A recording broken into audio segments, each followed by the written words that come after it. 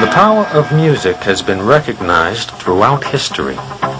Plato and Aristotle believed that people could be controlled by music. Music affects the emotions, the mind, and the body.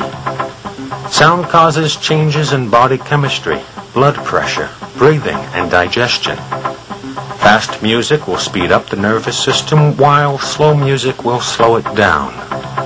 The entire body is sensitive to sound.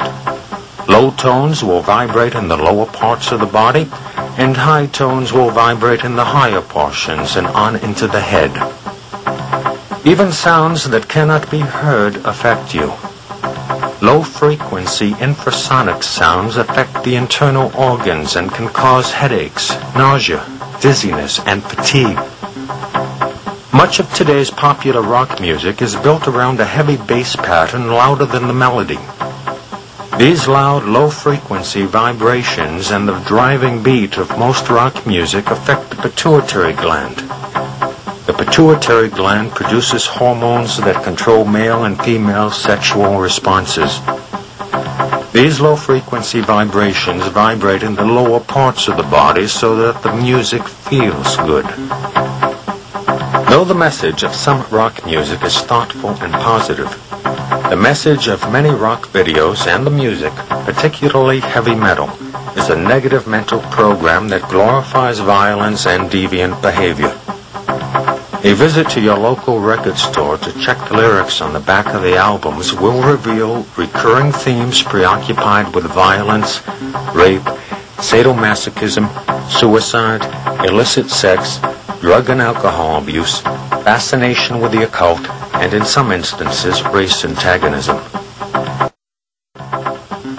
Backward masking, where a message is spoken or sung that intentionally means something else when played backwards, has been used in some rock music since the Beatles first used the technique. The subconscious can decode and read messages spoken or sung backwards. When played backwards, the song Miss Me Blind by Culture Club repeats the message, "Be in sin when you're not," over and over again.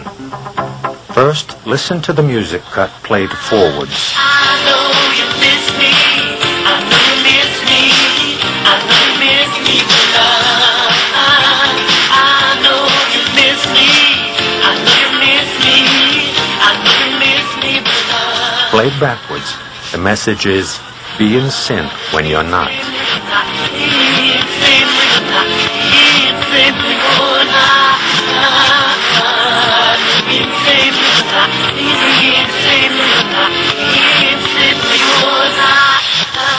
The use of backward masking may be far more extensive than anyone suspects.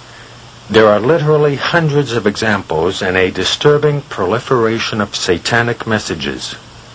For example, from the album Raising Hell by Run DMC, listen to the music cut played forwards.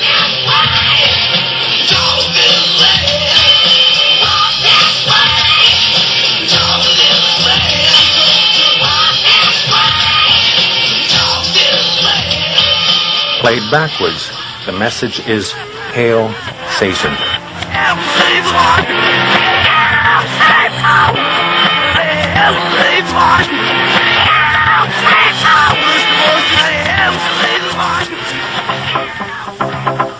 It is important to note that the lyrics of many rock songs are not clearly distinguishable consciously. When you do not hear the message clearly, you cannot make the conscious choice to accept or reject it. When you cannot make that choice, or when that choice is taken away from you, the message is programmed to your subconscious without your being aware of it. The repeating beat of the music is a distraction for the conscious mind to lock onto in order to stop conscious thinking, thus causing the hypnotic state of mind, a state of mind that is similar to daydreaming. Repetition of the message constitutes mental programming. In time, the effects of this kind of programming will appear. These effects can be physical, psychological, and emotional.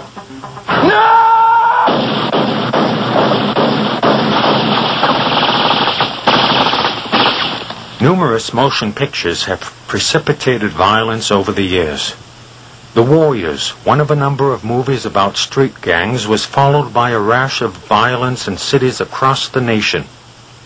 Approximately 28 people died playing Russian roulette in response to seeing the deer hunter.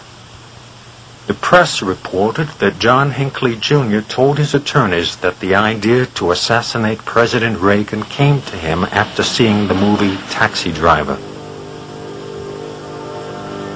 A report released in 1982 by the National Institute of Mental Health said, "Violence on television does lead to aggressive behavior by children and teenagers who watch the programs." Dr. Thomas Nerut from the U.S. Naval Hospital at NATO headquarters in Naples investigated the use of film to train servicemen who were not inclined to kill to be able to do so. Films were screened which showed people being maimed or killed violently to desensitize the men to those acts. A progressively more graphic depiction of violence in movies, television, and music desensitizes people, especially young people, to real-life violence and increases tension, anxiety, and fear among older people who perceive increasing lawlessness and the breakdown of society. A University of Massachusetts study of crime programs on television reveals that law enforcement officers are often shown breaking and entering illegally, failing to inform suspects of their rights, terrorizing and coercing witnesses, and accepting bribes. Constitutional guarantees are regarded as bothersome technicalities that hinder the police in the performance of their duty. Professors Catch and Ahrens, who conducted the study, said, "Police shows seem to reduce the ordinary citizen's awareness of constitutional rights and responsibilities. Many people engrossed in the drama of rapid-fire action or preoccupied with violence fail even to notice blatant police-state tactics." The Supreme Court has consistently expanded police powers and governmental authority while curtailing individual rights, thus enacting into law principles much like those presented on TV crime programming. The relationship between the increase in crime and the decrease in individual rights is a classic example of the Hegelian principle of bringing about change in a three-step process. The first step is to create a problem. The problem in this case is the increase in crime brought about in part by mass media programming of criminal behavior, making violence an acceptable means of problem solving, especially among young people. The second step is to create opposition to the problem. In other words, create anxiety and fear in the public so that people demand that something be done about it. The third step is to offer the solution to the problem that may entail a restriction of individual rights or some other predetermined goal, thus bringing about change that would have been impossible to impose on people without proper psychological conditioning. By causing emotional stress and mental confusion, judgment is impaired and suggestibility increased. Under these conditions, people allow their rights to be diminished without realizing its ramifications. The war on drugs is another example of this strategy in action. In 1936, a movie used hypnotic suggestion to give the audience instructions to do something. That movie was Reefer Madness. This movie used hypnotic techniques to both encourage marijuana use and promote anti-marijuana legislation. Speaking to a PTA meeting, high school principal Dr. Carroll commands parents, "You and all the school parent groups about the country, and you must stand united on this and stamp out this frightful assassin of our youth. You can do it by bringing about compulsory education on the subject of narcotics in general, the dread marijuana in particular.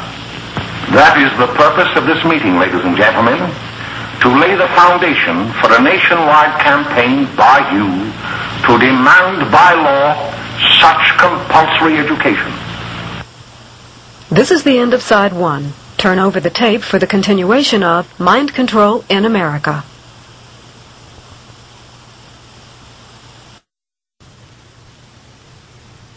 When Dr. Carroll begins to speak, he raises a sheet of paper in front of him and reads certain facts from it. The white sheet of paper prominent in the middle of the screen is a distraction for the eyes to lock onto in order to cause the hypnotic state of mind while information is programmed to the audience verbally. Dr. Carroll delivers his lines with a hypnotic rhythm that is punctuated by changes in pacing, volume, and tone, just like a hypnotist. He speaks with authority and looks into the camera and into the eyes of the audience. Both are hypnotic techniques. Picture yourself in a movie theater. Now imagine a huge face on the screen staring at you. The stated intent of Reefer Madness was to stamp out the menace of marijuana because it leads to, quote, acts of shocking violence ending often in incurable insanity, end quote. In contrast, young people are shown having a good time smoking marijuana, dancing, kissing, and retreating to the bedroom. By showing young people having a good time smoking marijuana, Reefer Madness encouraged young people to at least try it. By telling the story of normal kids going berserk because of marijuana, Reefer Madness scared older people into demanding that something be done. This movie was part of a well-orchestrated propaganda campaign that included newspapers, magazines, and radio. In 1937,